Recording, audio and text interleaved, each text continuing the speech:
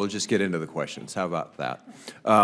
USDA programs are just playing an absolutely indispensable role in the recovery from the Hermit's Peak Calf Canyon fire in New Mexico. The Emergency Watershed Protection Program, Emergency Forest Restoration Program, Emergency Conservation Programs are lifelines for families who are working to get their properties back in condition, timberland back in working condition, ranches, et cetera.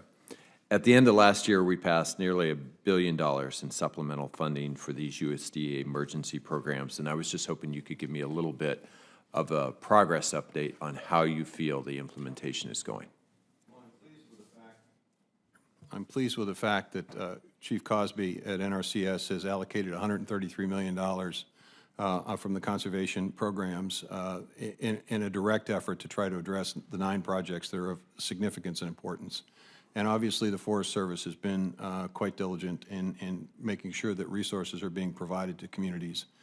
So I think the effort is underway. There is still more work to be done, for sure. We are not going to forget about this. We know we have an obligation to folks.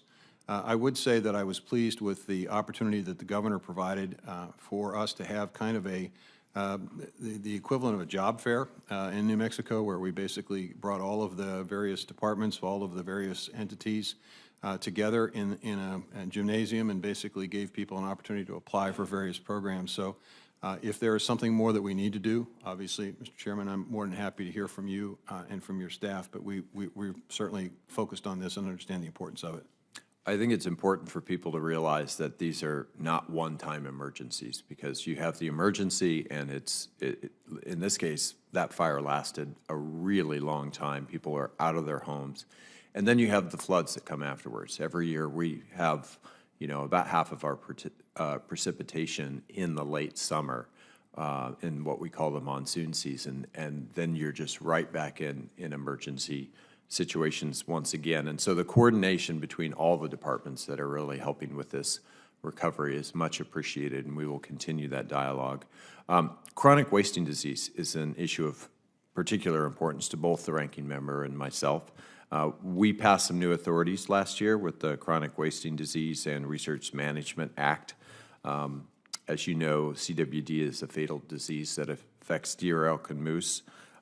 Secretary, could you provide just a little bit of an update on the department's implementation of this legislation? We're using the resources that you all have provided and the direction you've provided to enter into cooperative agreements with states and tribes in an effort to try to focus on both wild and domestic herds.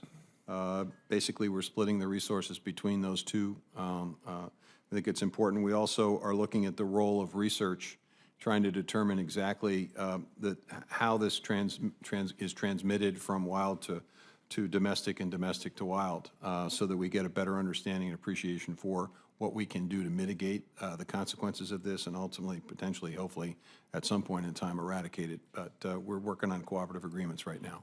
Do you think the herd certification program is working?